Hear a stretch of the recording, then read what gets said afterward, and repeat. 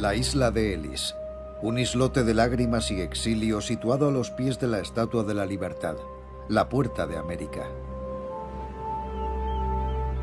Durante casi 60 años, la isla de Ellis fue la puerta de entrada de los inmigrantes europeos. Cerca de 12 millones de inmigrantes pasaron entre sus muros. Tras huir de la miseria y de las persecuciones, tras una travesía por el Océano Atlántico que podía durar todo un mes, desembarcaban en el centro de inmigración situado en la bahía de Nueva York. La isla de Ellis, un mito, pero también una administración compleja, tentacular. La última prueba para los candidatos a un nuevo estilo de vida, el American Way of Life.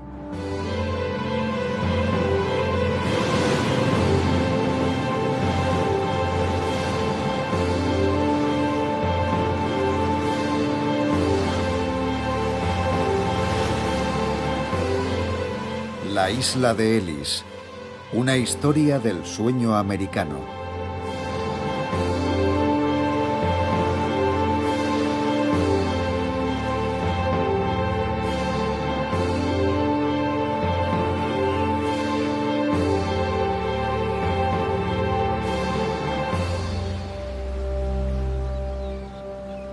...1907...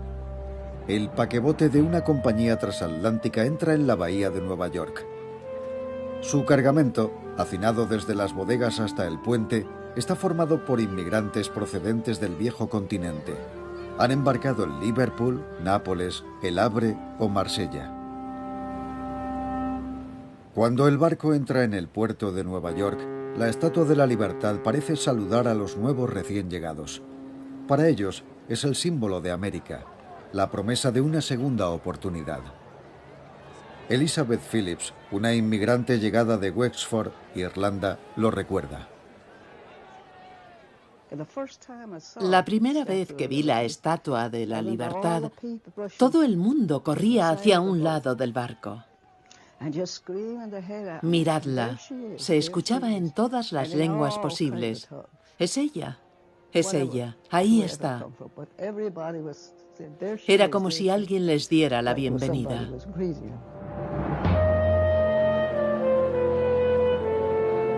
El centro de inmigración, tal como lo conoció Elizabeth Phillips, ha sufrido numerosas transformaciones desde su apertura en 1892. Su nombre, la isla de Ellis, procede del antiguo hacendado propietario de la isla. Samuel Ellis era comerciante, un hombre de negocios local que vendía esparto y otras cosas. El gobierno compró la isla a la familia en 1808 por $10.000, una cantidad considerable en aquella época, por solo 1,5 hectáreas de terreno. La primera oficina de inmigración era de madera. Los edificios se quemaron en un enorme incendio en 1896. La isla se cerró para construir un nuevo centro resistente al fuego.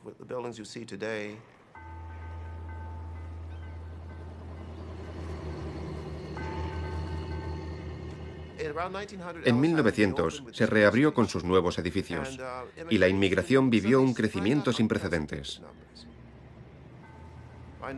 En 1907, 1.200.000 inmigrantes entraron en Estados Unidos, desbordando por completo los servicios de la isla.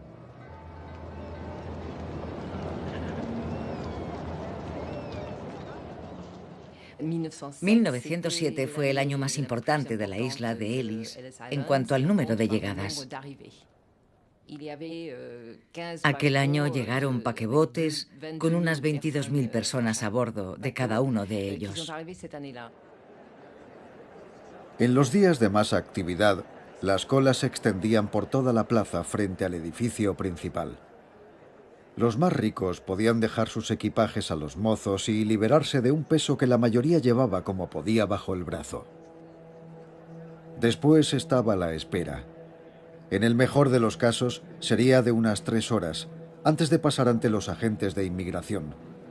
Una nueva prueba y el primer encuentro, a veces complicado, con unos funcionarios desbordados y con una reputación manchada por la corrupción. Hubo muchos escándalos de corrupción en la historia de aquel lugar, desde su apertura en 1892 hasta su cierre en 1954. A cambio de un soborno de $5, el inspector te dejaba entrar como ciudadano americano. Solo ellos decidían si podías pasar o no. Y el poder de decir sí o no les ofrecía la posibilidad de obtener sobornos. Los primeros exámenes médicos se realizaban en las largas colas de espera. La higiene era la gran obsesión del centro de inmigración. Por ejemplo, tras la epidemia de cólera de 1892 en Europa, existía el temor a la inmigración de microbios. Y poco a poco se impone en todo Estados Unidos y en especial en la isla de Ellis medidas higiénicas o controles higiénicos que alarmaban a los inmigrantes. Aparte de ser un tipo de control muy desagradable, no hay que olvidar que habían pasado por lo mismo antes de embarcar en Europa.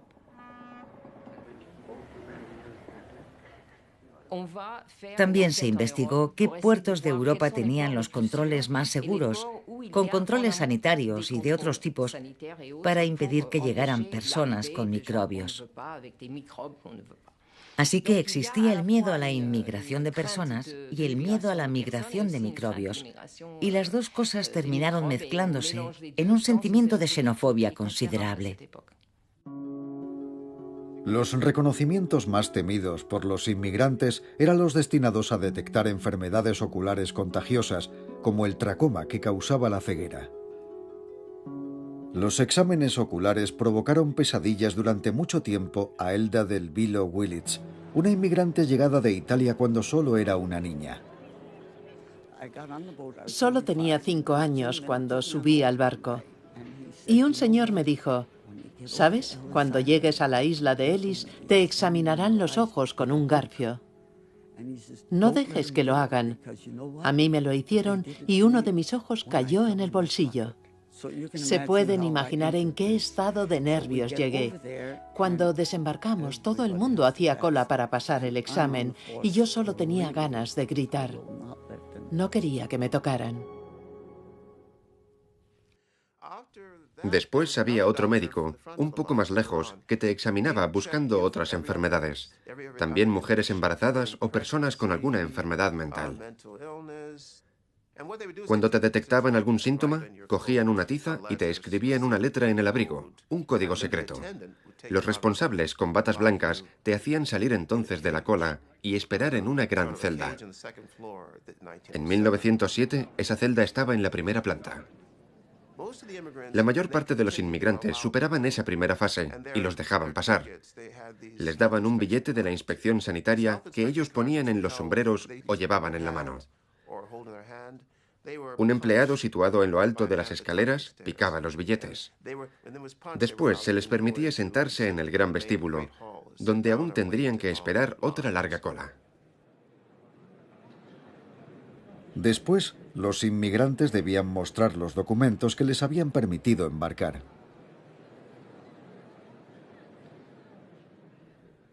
Cuando llegabas al principio de la cola, un inspector te interrogaba. Él estaba sentado detrás de un gran escritorio.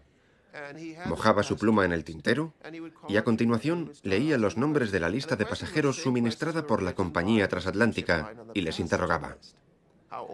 Eran las mismas preguntas que les habían hecho a bordo del barco. ¿Qué edad tiene? ¿Su nombre? ¿Su raza? ¿Su nacionalidad? ¿De cuánto dinero dispone? ¿Es la primera vez que viene a Estados Unidos? ¿Es usted anarquista? ¿Es polígamo? ¿Ha sido condenado por algún crimen? Te medían, anotaban tu estatura, el color de tus ojos, el color de tu pelo y también si tenías alguna señal característica como cicatrices. Lo anotaban todo. Los inmigrantes cuya ropa había sido marcada con una letra en clave eran sometidos a exámenes más profundos. A veces pasaba que algunas personas estaban enfermas de verdad. En ese caso, eran ingresadas en el hospital para inmigrantes. Lo mismo pasaba con las mujeres a punto de dar a luz o con los niños con sarampión. Había diferentes clases de enfermedades. La clase A, la B y la C. La clase A significaba que serías expulsado. Pero los médicos no tenían ninguna autoridad. Su trabajo consistía en intentar hacer un diagnóstico y curar a la gente. Después, enviaban sus informes a los inspectores de inmigración. Y era el inspector quien decidía tu suerte. Solo un 10% de los inmigrantes eran detenidos por razones médicas. El 90% era autorizado a entrar en el país. Cuando los controles médicos terminaban, los inmigrantes esperaban el veredicto de la inspección. Por la ventana de la derecha del gran vestíbulo podían ver Manhattan, un nombre que les hacía soñar. Era allí a donde se dirigía la mayor parte de los que eran admitidos en territorio americano. A la izquierda estaba el hospital de la isla de Ellis, un lugar que podía preceder a la expulsión. A un lado estaban los elegidos, al otro los condenados. Los inmigrantes temían ser rechazados. Tenían miedo a que por una razón u otra les retuvieran en la isla durante un tiempo incierto. Pero incluso durante el periodo más intenso de la inmigración, podía haber entre un 2 y un 3% de rechazados. Antes de que abandonaran la isla de Ellis, grapaban en el abrigo de los inmigrantes el destino que habían elegido. La gran mayoría se instalaba en Nueva York. Empezaba así una nueva vida.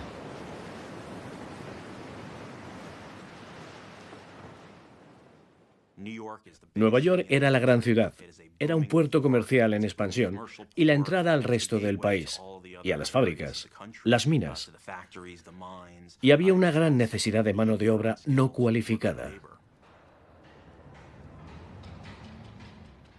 Era una enorme ciudad en construcción, rascacielos, el metro, puentes, carreteras. Y algunos inmigrantes trabajaban en la industria textil. Todo aquello atraía a los inmigrantes europeos.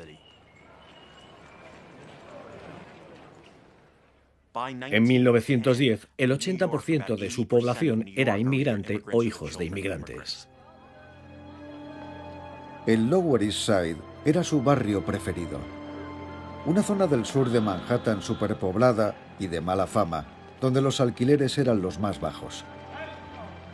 Para Emile Nathanson, que formaba parte del pequeño contingente de franceses que pasaron por la isla de Ellis y que se instaló con sus padres en ese barrio de mayoría judía, el descubrimiento del Lower East Side representó una auténtica conmoción.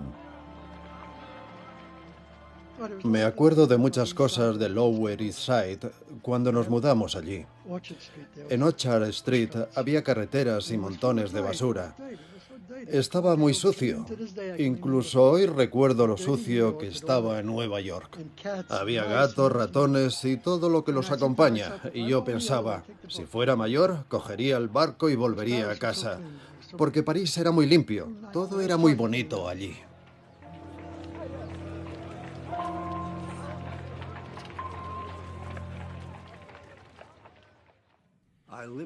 Yo pasé allí mi juventud.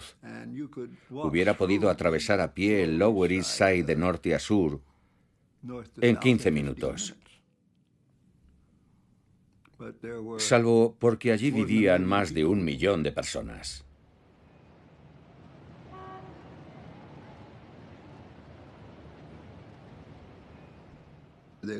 La gran mayoría vivía en edificios de 5 pisos, sin ascensores y sin agua caliente.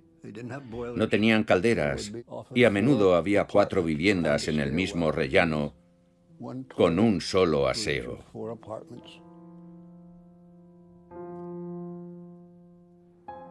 La bañera estaba en la cocina para verter el agua que se calentaba en la cocina de gas, porque había gas pero no agua caliente y durante mucho tiempo tampoco electricidad.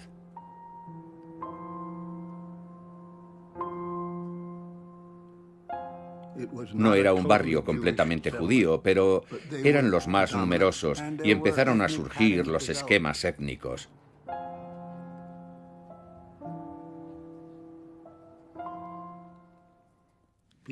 Los napolitanos a menudo vivían en cierto inmueble o en un determinado bloque, los sicilianos en otro lugar, y los italianos del norte en otra zona de la ciudad, porque la mayoría de ellos tenían un poco más de dinero. Existían esas distinciones internas incluso en el seno de un mismo grupo de inmigrantes. Y entre los diferentes grupos existía una auténtica rivalidad por el trabajo, por el territorio y por el control de las escuelas. En 1907, los italianos, en especial los sicilianos, representaban el contingente más importante de los recién llegados. Habían huido de Sicilia, hundida en la peor crisis económica de su historia.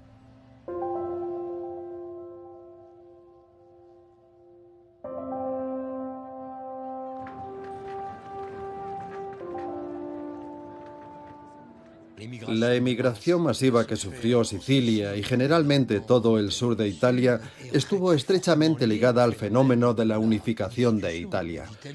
En primer lugar, porque la unificación italiana se hace en numerosos aspectos contra el sur, o considerando el sur un poco como un país conquistado, como una auténtica colonia. Eso dio lugar a fenómenos como el bandolerismo y la mafia, que solo agravaron los problemas que sufría Sicilia desde el siglo XV o XVI. Estados Unidos se convirtió en el paraíso de los pobres. En 30 años, unos 14 millones de sicilianos abandonaron su país. Era el mito del modelo americano y del paraíso americano.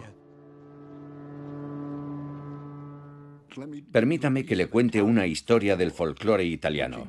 Existen numerosas versiones. Habla un italiano instalado en Estados Unidos desde hace mucho tiempo. Se dirige a uno de sus hijos y le dice: antes de nuestra partida nos dijeron que las calles estaban pavimentadas de oro. Cuando llegamos descubrimos que no estaban pavimentadas de oro y que ni siquiera estaban pavimentadas.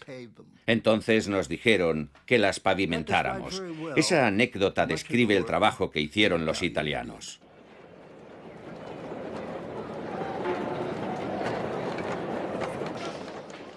Sobre todo trabajaban en el exterior, estaban acostumbrados y había mucho trabajo para ellos. Los polacos, los europeos del este, trabajaban en interiores, en las fábricas. Se contrataba en función del grupo étnico y de los empleos que se les quería atribuir. Y aparecieron esas divisiones que han perdurado hasta hoy.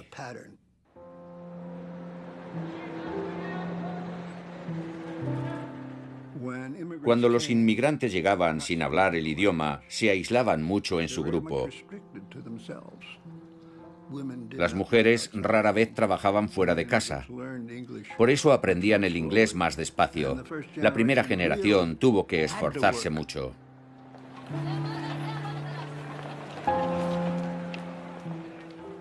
Intenten hacer la compra en un idioma que no conocen y verán que es muy difícil.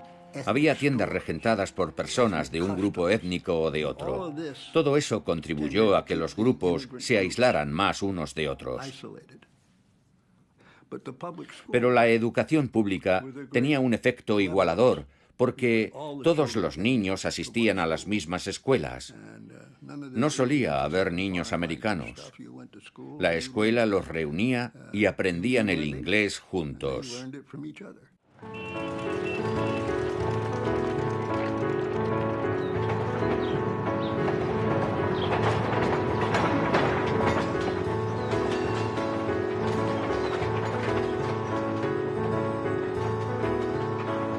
Los italianos se instalaron en Little Italy, entre la Primera Avenida y la calle 14, y sus actividades se organizaban en torno a Elizabeth Street y los barrios pobres del Lower East Side. Los irlandeses, que comenzaron a llegar a mediados del siglo XIX, se reunían al otro lado del río Este, en Brooklyn, lejos de una Irlanda devastada por la crisis.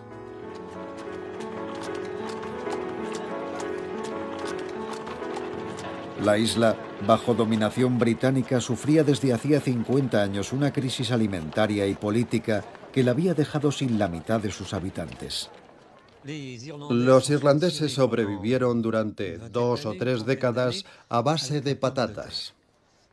Irlanda se alimentaba esencialmente de patatas, pero a finales de la década de 1840, una plaga de la patata destruye sus cosechas durante muchos años. Por eso, en 1844, había 8 millones de irlandeses y un lustro después solo quedaban 4 millones. Además, Irlanda estaba colonizada por los ingleses, que poseían las mejores tierras y formaban la aristocracia terrateniente. Trataban a los irlandeses como subhumanos y los mantenían absolutamente marginados de la escasa riqueza económica del país.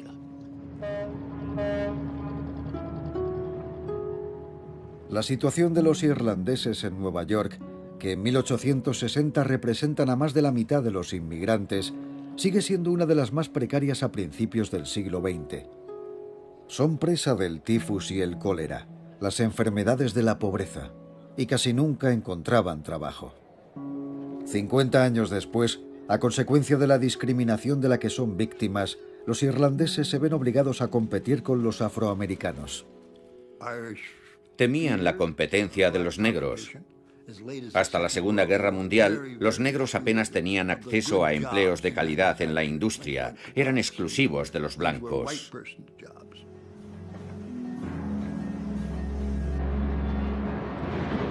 Los negros tenían empleos básicos. También se les usaba como esquiroles en las huelgas. A comienzos del siglo XX, los irlandeses y los negros se encontraban prácticamente en la misma situación. No era raro que las fábricas que buscaban mano de obra pusieran en sus anuncios «No contratamos a irlandeses». Efectivamente, los irlandeses no eran los niños bonitos de la emigración americana. Los irlandeses representaban una inmigración subdesarrollada, mucho más que aquella que había llegado tiempo atrás. Los ingleses, los alemanes, los nacionales de los países del norte de Europa, que eran WAPs, blancos, anglosajones y protestantes, especialmente los ingleses. Por eso, los irlandeses, aunque hubieran nacido en Estados Unidos, a menudo eran mal vistos, porque se pensaba que nunca se integrarían.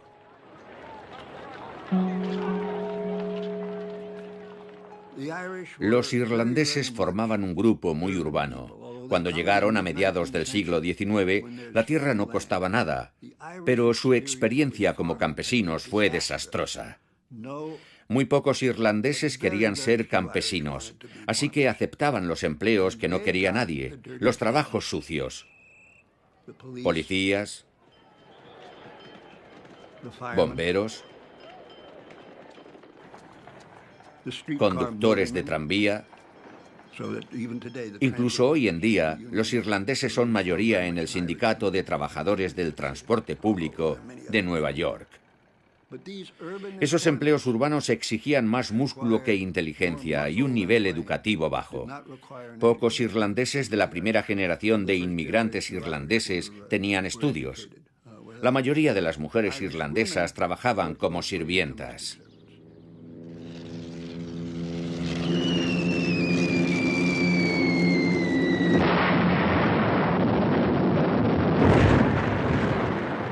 El 6 de abril de 1917, cuando Estados Unidos entra en el conflicto que desde hacía 3 años asolaba Europa, la isla de Ellis es requisada para la guerra.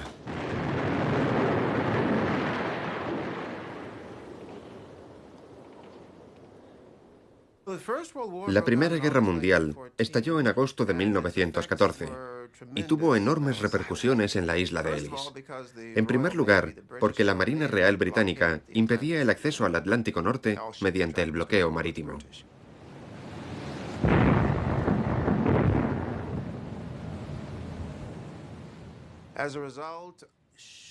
Todo el tráfico naval estaba controlado por los ingleses. Los barcos que zarpaban de Rusia, Alemania o la Turquía otomana y los Balcanes no podían llegar a Estados Unidos. Como resultado, el número de inmigrantes se redujo drásticamente. Los servicios de inmigración se encontraron de un día para otro con sus centros vacíos. En julio de 1916, la entrada del centro de inmigración queda destruida por la explosión de un depósito de municiones, un atentado perpetrado por los espías alemanes. Cuando Estados Unidos entra en la guerra en 1917, algunos grandes barcos alemanes seguían aún en el muelle de Hoboken, en la otra orilla del río Hudson, en Manhattan. Sus marinos fueron detenidos como enemigos de la nación y trasladados a la isla de Ellis. Centenares de ellos fueron recluidos en la isla. Y también se detuvo a todos los inmigrantes sospechosos de espionaje.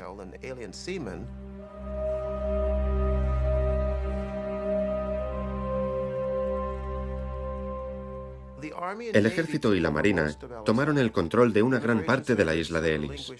Los servicios de inmigración tuvieron que ceder la mayor parte de las instalaciones a las Fuerzas Armadas, que montaron allí un hospital militar. Cuando empezaron a llegar los primeros heridos desde Francia, Flandes y otros campos de batalla, los llevaron a la isla. Eran soldados con depresiones nerviosas, traumas psicológicos, alucinaciones y muchos con enfermedades venéreas.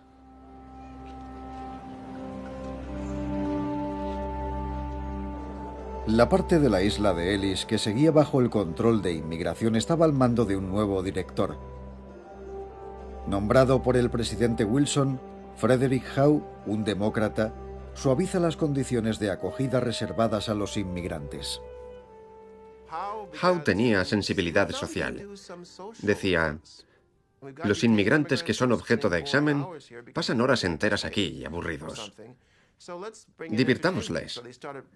Howe organizó proyecciones de películas mudas, espectáculos de vodevil y de variedades, conciertos, invitaba a artistas, cantantes, bailarinas, cómicos, pero también a trabajadores sociales y a misioneras para enseñar a las mujeres a hacer las cosas a la manera americana, sobre todo el trabajo manual. La WCA y el IMCA se ocupaban de que la gente hiciera ejercicio físico.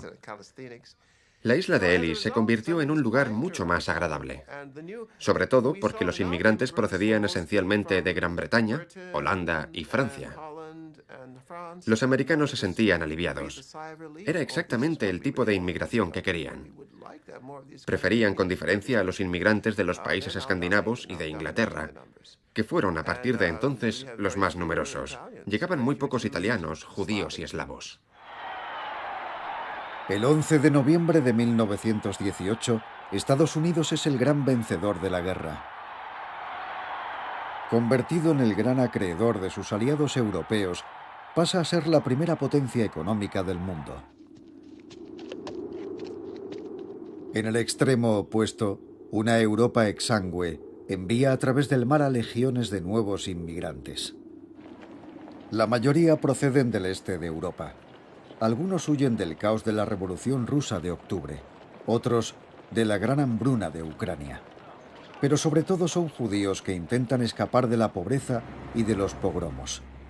En Rusia, en Ucrania o en Polonia, las masacres de civiles judíos causan cerca de 1 millón de víctimas. Las poblaciones judías tenían 3 maneras de enfrentarse al problema. Estaban aquellos que debían convertirse a cualquier precio, los que debían marcharse y los que debían ser asesinados. Eso es lo que se decía en los medios poco sutiles del Imperio ruso en 1900. Emigraban desde Rusia hacia el interior del Imperio ruso y después a otras regiones como Polonia y Besarabia, regiones donde los judíos son expulsados, acosados, perseguidos, masacrados, violados, lo cual inevitablemente provoca un éxodo masivo. Las salidas se multiplicaban porque al menos disponemos de la cifra de los que llegaron. Se calcula que fueron unos 600.000, pero sin duda el número de judíos que llegaron y que fueron obligados a emigrar a Estados Unidos fue muy superior.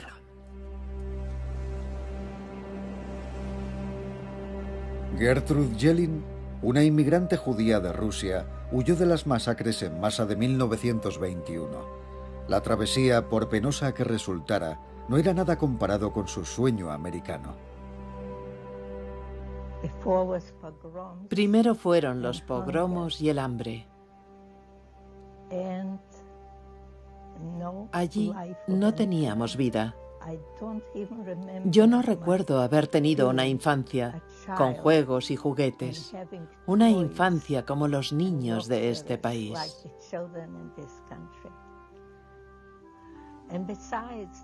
Y la esperanza de estar en América era maravillosa. Era tan maravillosa que llenó de alegría todas las penalidades que sufrimos durante la travesía en barco.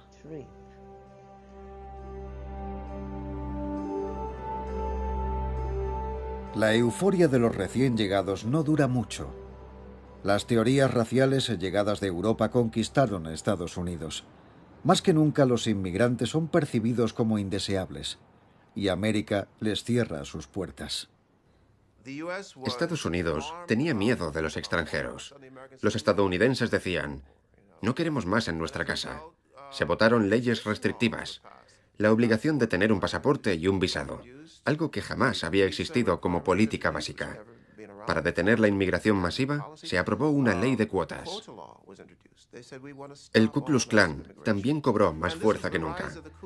Su poder volvía a resucitar. Su objetivo era impedir la inmigración católica.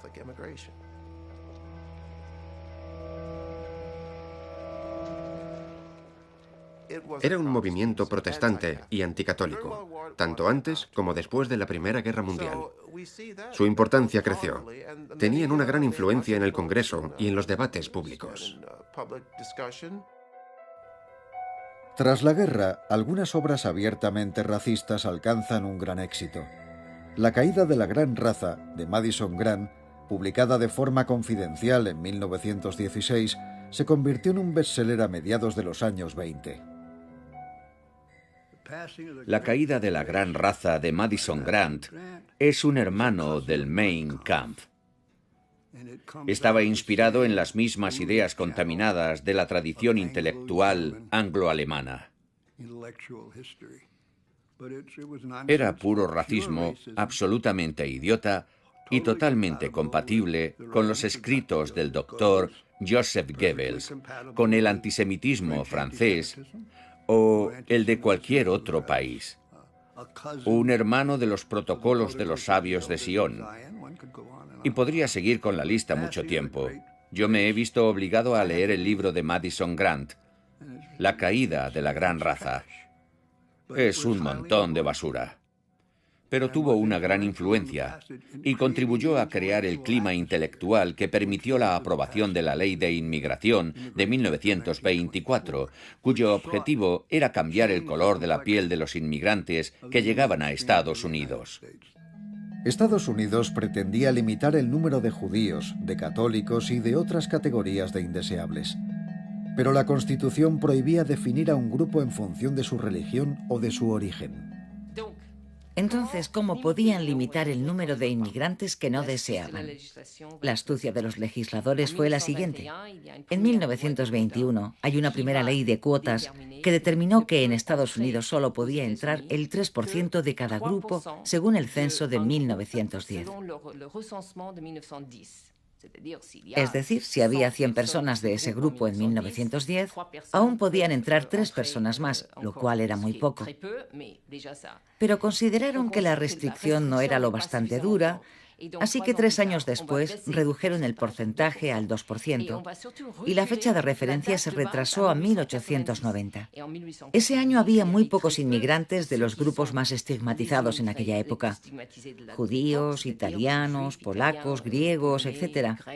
Fue una astucia que permitió, sin decirlo, que la legislación reflejara que había grupos no deseados. Antes de la Primera Guerra Mundial, se examinaban entre 5.000 y 10.000 personas al día en la isla de Ellis. En los años 20 solo eran 200 personas al día. Podían mantener a más personas retenidas e investigarlas con más profundidad. También podían enviar a sus inspectores a hacer redadas a Chinatown, a la pequeña Finlandia, a la pequeña Hungría, a las diferentes comunidades de inmigrantes.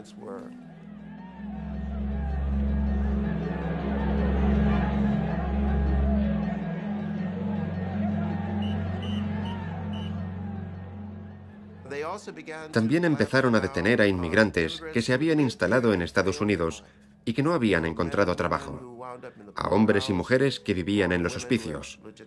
Las mujeres que tenían hijos ilegítimos podían ser detenidas y deportadas por inmoralidad, al igual que todos los que habían cometido algún delito.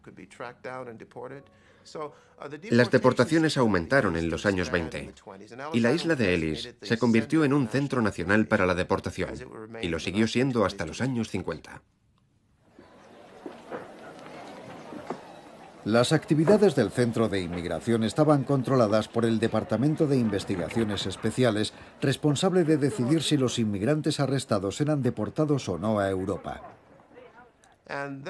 Había 8 departamentos diferentes examinando todos los días los casos de las personas detenidas, a las que citaban e interrogaban.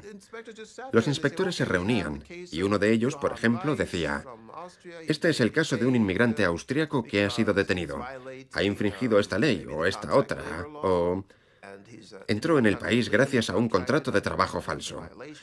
Los inspectores debían demostrar que había cometido una infracción y descubrir, interrogándole, si realmente era un trabajador ilegal. Pero muchos de esos inmigrantes ignoraban sus derechos. Ignoraban que tenían derecho a recurrir. La crisis de 1929 provoca una inversión de los flujos migratorios. El crack de Wall Street, que condujo a un cuarto de la población activa al paro, obliga a los americanos a echarse a la carretera. Iban a buscar trabajo al otro extremo del país, mientras que los inmigrantes regresan a Europa. Los que abandonan Estados Unidos son mucho más numerosos que los que llegan. La isla de Ellis se convierte en una isla desierta. Me comprometo a poner en marcha un nuevo pacto social para el pueblo americano. Franklin Roosevelt, el candidato demócrata a la presidencia, quiere terminar con la crisis económica.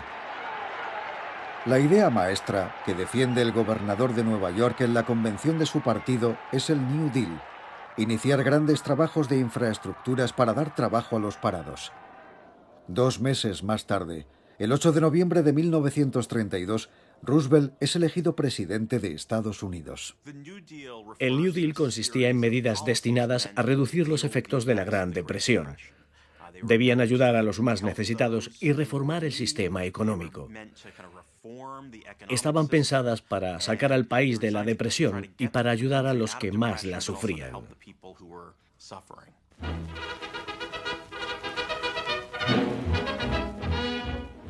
El WPA era un programa de grandes trabajos públicos que permitía no solo dar trabajo y pagar a la gente, también construir los grandes edificios públicos que necesitaba el país. Muchos de los que trabajaban para el WPA eran inmigrantes o sus hijos. El New Deal ayudó mucho a esas personas. El WPA usó sus competencias para construir todos esos edificios. Debido a la ralentización de las actividades del centro de inmigración, el gobierno dudaba de si encargar los trabajos en la isla de Ellis al WPA. Roosevelt quería cerrar la isla de Ellis, que era el centro más costoso de todo el país. Hubo muchos debates al respecto. O se cerraba la isla de Ellis o se mejoraban sus instalaciones. Y para eso había que invertir más dinero. Al final se decidió no cerrar el centro y mejorarlo. Se construyó un nuevo edificio, un nuevo embarcadero para los ferries y 2 torres de agua. También se amplió la isla y se creó una zona de juegos. Un artista pintó un mural. Es una obra muy hermosa.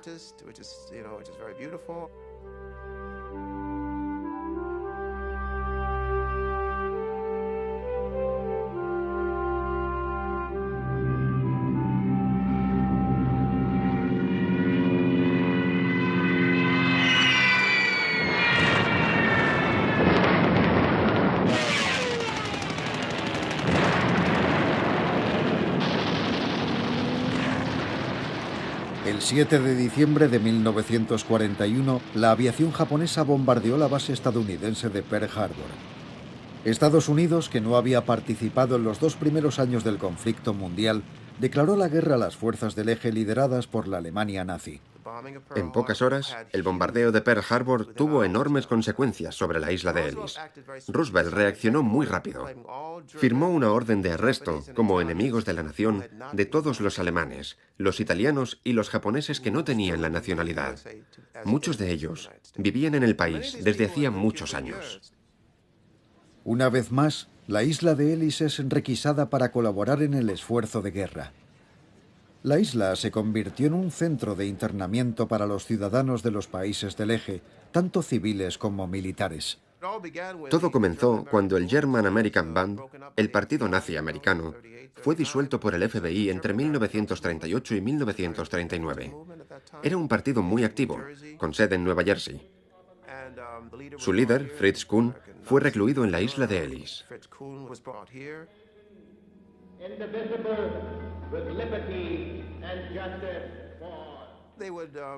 6 o 7 mil enemigos de la nación, quizá más, fueron recluidos en la isla de Ellis. El FBI, que se ocupaba de los arrestos, no se andaba con rodeos. Ser japonés, italiano o alemán implicaba correr el riesgo de perder la libertad de la noche a la mañana. Hasta el punto de que algunos judíos alemanes se encontraron en las mismas celdas de la isla con algunos de sus compatriotas nazis. Los judíos se encontraron de repente en esa extraña situación. Muchos estaban allí porque habían seguido en contacto por correspondencia con personas en su país, pertenecían a algún club o eran miembros de asociaciones alemanas y habían donado dinero a organizaciones. Por ejemplo, si alguien había donado $5 en 1937, su nombre aparecía en una lista de donantes. Aquellas personas eran arrestadas por actividades sospechosas, aunque eso no significara necesariamente que apoyaran a Hitler. Las condiciones de detención eran bastante buenas. Los alemanes, en especial, disfrutaban de ciertos privilegios. Los alemanes se quejaron de que quienes les servían o preparaban su comida eran negros. Se negaron a comer comida americana. Solo querían comida alemana. Los servicios de inmigración autorizaron a los alemanes a instalar su propia cocina. Tenían su propia cocina y solo les servían comida alemana. Lo mismo sucedió con los italianos y los japoneses, pero a menor escala. Ellos no eran tan puntillosos. Mientras que los prisioneros de guerra vivían hacinados en centros de internamiento, a la isla de Ellis seguían llegando aquellos que habían conseguido huir de los combates y de las persecuciones en Europa. No todos tuvieron la misma fortuna. Los judíos, principalmente, llaman desesperadamente a las puertas de Norteamérica, pero las puertas permanecieron cerradas. Sin ningún lugar al que ir, fueron engullidos por el genocidio. También había antisemitismo en Estados Unidos. Formaba parte de una xenofobia más amplia, pero también es cierto que durante el periodo anterior a la guerra y durante la guerra había muchos americanos que pensaban que la guerra era culpa de los judíos. Durante la Segunda Guerra Mundial, una de las grandes controversias sobre la inmigración era qué hacer con los refugiados judíos. Apenas conseguían entrar en Estados Unidos porque las cuotas para los judíos de Rusia o de Polonia eran muy bajas. El país rechazó así a los refugiados judíos que huían del régimen nazi en Europa. Un número importante de judíos llegó a Estados Unidos, pero es evidente que se pudo haber salvado a muchos más. La tentativa más célebre fue la de intentar aprobar una ley en el Congreso para traer a 10.000 niños judíos. Roosevelt supervisó personalmente aquel proyecto de ley. Le pidió a su mujer que lo presentara y que defendiera la iniciativa. No puedo hacerlo yo personalmente, dijo, no en este momento, justo antes de las elecciones. Su rival era Charles Lindbergh, un conocido antisemita. Las elecciones pasaron, pero Roosevelt jamás encontró el momento para hablar de esa ley. Roosevelt no quería enfrentarse a los posibles daños políticos. Esa es una página llena de manchas en el historial de Roosevelt que nunca podrá ser borrada. Pero los hombres de Estado rara vez tienen la conciencia tranquila.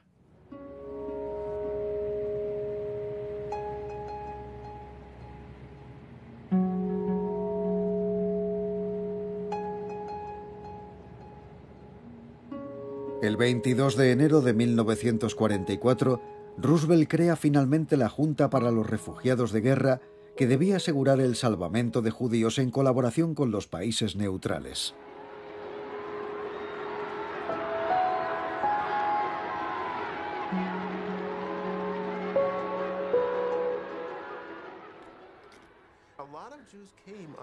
Gracias a esa ley, llegaron a la isla de Ellis muchos judíos. Cuando llegaban, la mayoría sufrían problemas psicológicos o tenían estrés emocional. Habían vivido una prueba terrible y llegaban a Nueva York. Allí tenían un hermano, un tío en alguna parte, un padrino en la granja de Nebraska.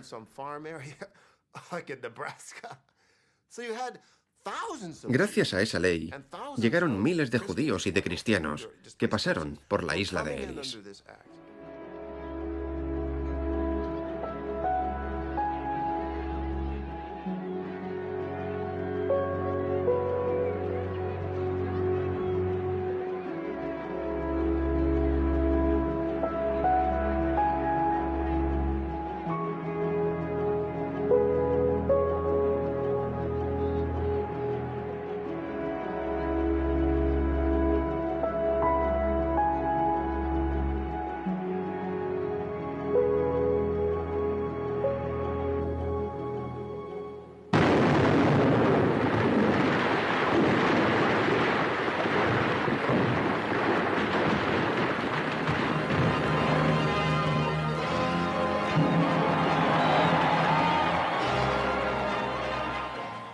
En todo el mundo la multitud celebra el fin de la guerra en Europa. Hace 5 años Hitler invadió Polonia. Han sido años llenos de sufrimiento, muertes y sacrificios. Ahora hemos ganado la guerra a Alemania. En 1947, cuando era liberado el último prisionero de guerra de la isla de Ellis, un nuevo conflicto amenaza al mundo. Estados Unidos se ve frente a frente con la URSS, antaño su aliado. Europa está dividida. Es la Guerra Fría. El senador McCarthy no es aún la cabeza visible de la Comisión de Investigación del Senado, pero la caza de brujas, la persecución de comunistas, ha comenzado. Hollywood está en el punto de mira de la Comisión de Actividades Antiamericanas.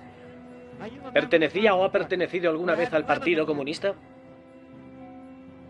Es trágico que deba recordar a este comité los derechos fundamentales de un ciudadano americano. Conteste a la pregunta, ¿ha pertenecido alguna vez al Partido Comunista? Los extranjeros son los primeros acusados por la lista negra de la presidencia Truman. Las personas sospechosas de actividades comunistas son internadas en la isla de Ellis. La isla fue usada por los servicios de inmigración y del gobierno como un centro de detención para los sospechosos de actividades comunistas o que se habían pronunciado a favor del comunismo o de cualquier otra organización de extrema izquierda. Cientos y cientos de hombres y de mujeres, no siempre inmigrantes, a menudo incluso turistas que acababan de desembarcar de la primera clase del Queen Mary o que salían del aeropuerto, fueron detenidos y llevados a la isla de Ellis para ser interrogados.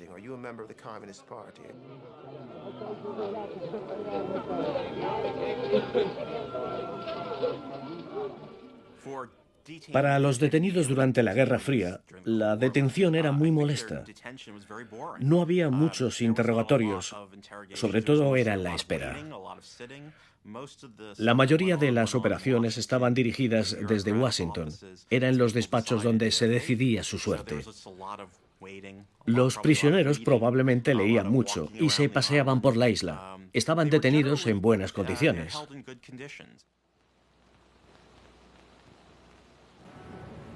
La isla de Ellis cerró definitivamente sus puertas en 1954. 250 empleados se ocupaban de 230 detenidos, muy pocos para el gobierno americano. El lugar pasó 30 años en el más absoluto abandono.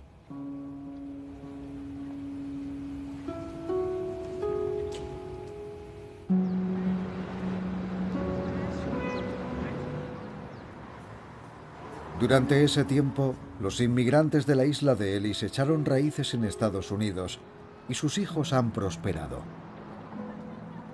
Los condenados de ayer se han convertido en los americanos de hoy. Muy pronto, llegados de países del hemisferio sur, le siguieron otros que encontraron las mismas dificultades.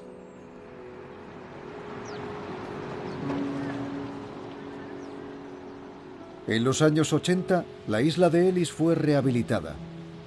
Su pésima reputación, un lugar de discriminación y detención, ha desaparecido poco a poco. La isla ha recuperado su pureza.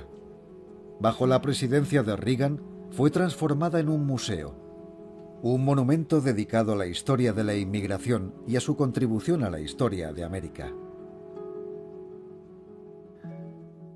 La administración de Reagan convirtió la isla en un símbolo de América, un lugar hermoso, sin ninguna zona de sombras. No se mencionan las expulsiones, las detenciones, los enemigos extranjeros, los comunistas, los nazis, los fascistas, nada en absoluto. Ni una sola palabra. Solo era la maravillosa puerta de entrada a Estados Unidos. Las puertas del centro de inmigración se han cerrado para siempre, pero el lugar sigue siendo una invitación a soñar. La visión nostálgica de un mundo perdido, en el que América significaba libertad y éxito, donde los dramas y las miserias tenían un final feliz en la isla de Ellis.